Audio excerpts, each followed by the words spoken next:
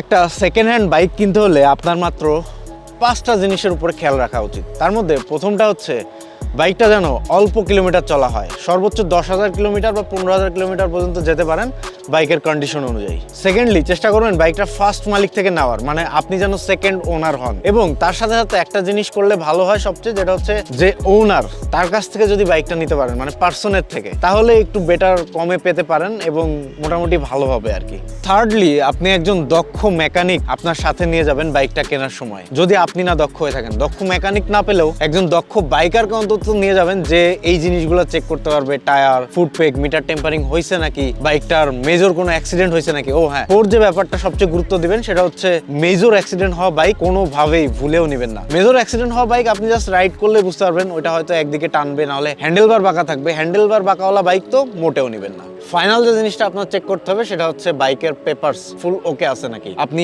Engine number এবং chassis নাম্বারটা একটু কষ্ট করে মিলিয়ে নেবেন এবং চেষ্টা করবেন বাইক কেনার সাথে সাথে নেম ট্রান্সফারটা যেন কমপ্লিট হয়ে যায়, মালিক সাথে থেকে যেন আপনি নেম ট্রান্সফারটা করে নেন।